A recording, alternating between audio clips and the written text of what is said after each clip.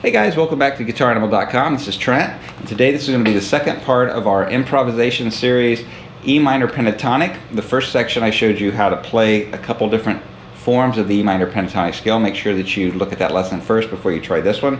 This is going to be making phrases or playing phrases from that particular scale shape.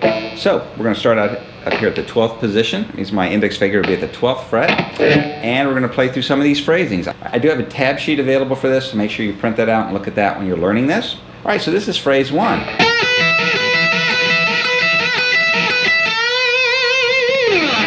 What I'm doing there is bending the 14th fret of the 3rd string a whole step, and then I'm playing the 12th fret on both the 1st and 2nd string, and I'm doing that repeatedly.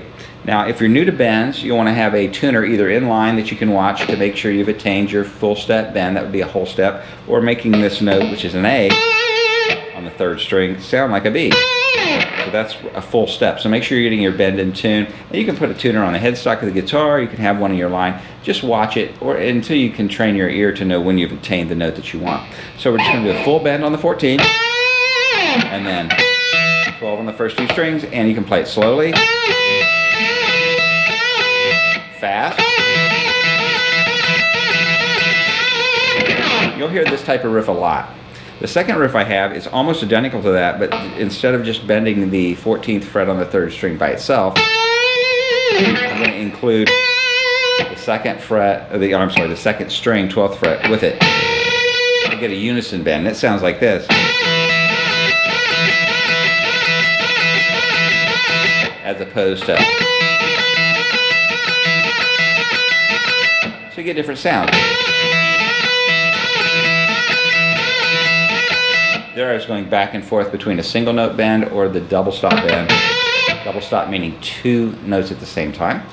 The third one I have is we're going to make it a little bit more involved. We're going to start with our first riff.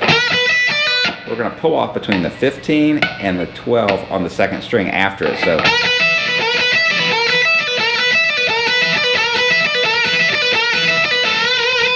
very popular in the 70s and 80s. Again, I'm bending the 3rd string a whole step, 14th fret, 12, 12 on the first 2 strings, and then 15 to 12 on the 2nd string. So now if you're paying close attention, you'll see that before, when I was bending on the other riffs, when I'm bending the 14th fret, I was using my ring finger for the bend, middle finger to help with the bend. Here, I need my ring finger on this riff to be able to play the 15th fret of the 2nd string for the pull off. So I'm going to do my bend with a single finger, my middle finger bending the 14, to keep my ring finger free to be able to do the pull off. Alright, so that's how I play that one. Again, check out the tabs for this particular lesson. I think it'll help you out to see these on tab paper. Alright, the next one I'm doing a series of pull offs. I'm going to be playing something like this. What I'm doing there is 15 to 12 on the 2nd string, pull off, then 14 to 12 on the 3rd string twice, and ending with the E note, 14th fret on the 4th string.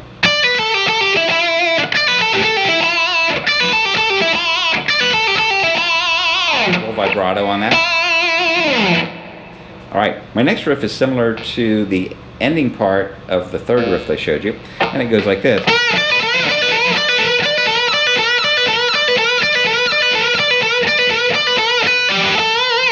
What I'm doing there is a bend, 14th fret, full step, and then a 15 to 12 pull off on the 2nd string repeatedly.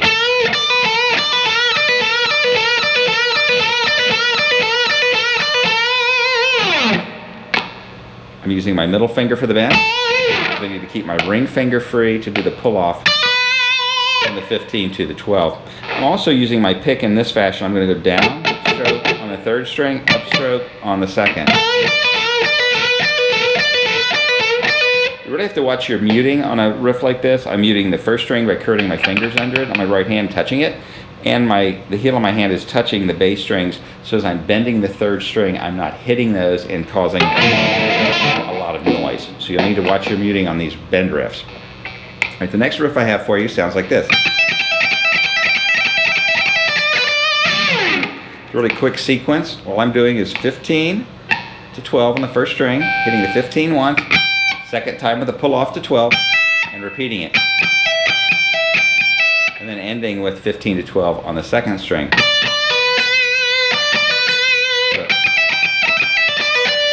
So you can go, or as long as you want.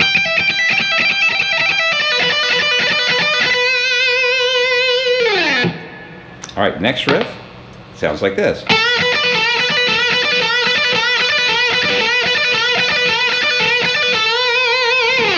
What I'm doing there is a 14 bend on the third string, full step, 5th, 12, and then 15 to 12. So pull off from 15 to 12.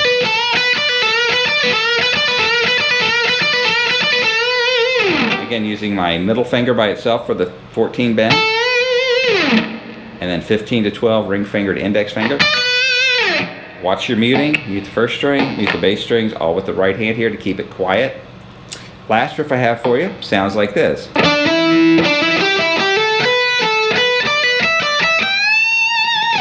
So slowly it's.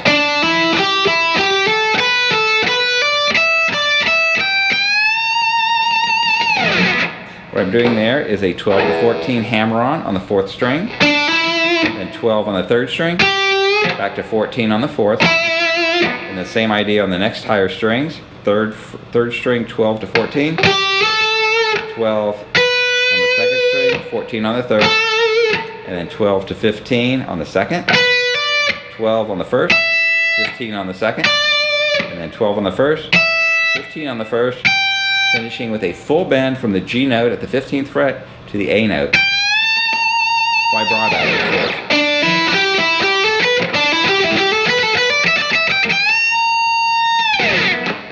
All these phrasings I would have you learn slowly first. Try to get your phrase down. Use the tab sheet that I have available for you here at Guitar Animal, and then speed them up through practice. So you put a few hours into it, you'll get faster. The trick to being able to play fast is to play slowly, many reps, smooth and accurately. So make sure you're playing them smoothly and absolutely correct, but slow, and then do it a few hundred times and you will become fast. I hope you enjoy these.